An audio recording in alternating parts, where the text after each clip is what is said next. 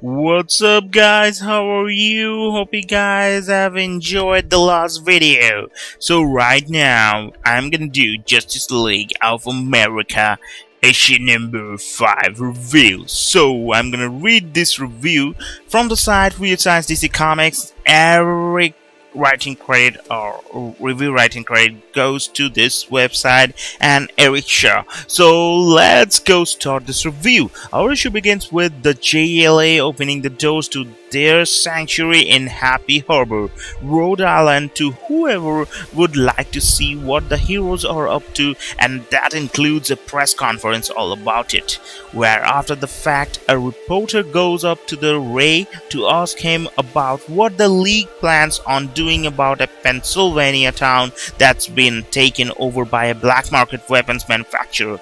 Well, since they know about it now, the League apparently plans on going to Penn City and taking the battle out, while alluding to Lobo's membership on the team as being something of a fleeting thing, not to mention the forced distrust among the team that never really works for me. As our issue progresses, we see that the villain in charge of selling weapons in Penn City and essentially taking over the poor dwindling town by getting the disparate people to work for him is none other than Aegis. Yeah, I don't know, is it named Aegis or Aegis? Anyway, I'm gonna call him Aegis.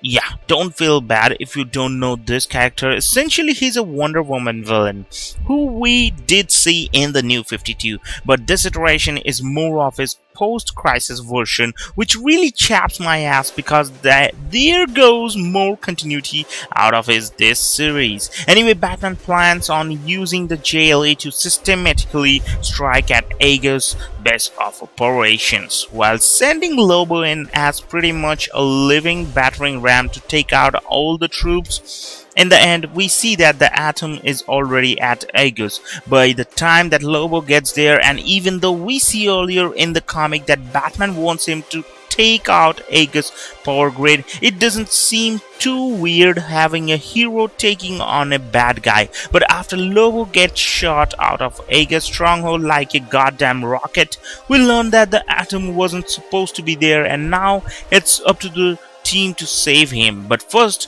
they have to take on an enemy or army of Aegis troops riding chimeras, which apparently means that the Ray has to arm them up with light constructs to do it. That's it for this issue of JLA, and where I was hoping that the first arc was simply a way for Steve Holland to get his footing and start telling some decent stories as he went along. After reading this issue, I now realize that we are not going to get that. I know the point of this book is for mortals to inspire mortals and take a team of superheroes to the streets and do some good on a less world-threatening scale, but it just ends up coming off preachy about the woes of the world and how shitty life can be for ordinary people, while forcing this whole distrust among the team that never really works for me more than our characters just bringing it up over and over again.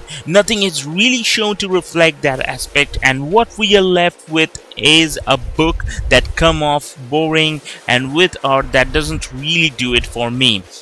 Yeah, there's a few moments that give you the whole inspired feeling that it's going for in helping the common man, but the most part it just falls very flat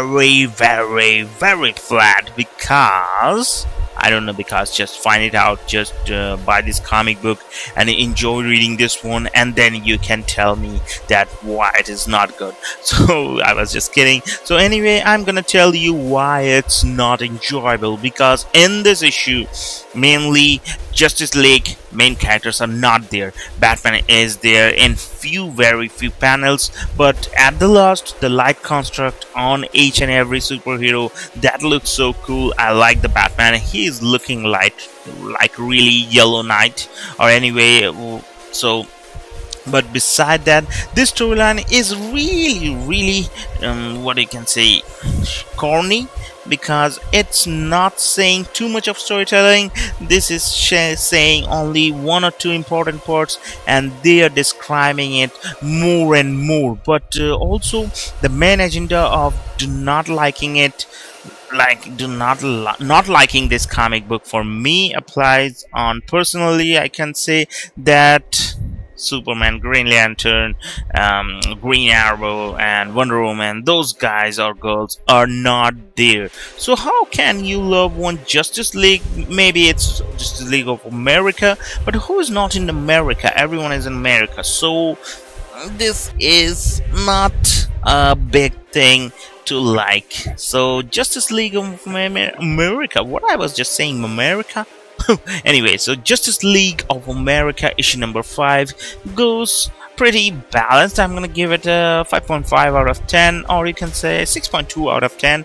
I'm not gonna be so strict teacher or strict reviewer. So anyway, hope you guys have enjoyed this video, and if you wanna spend your money also, then you can spend your money on this comic book. And have a great day, and goodbye for now.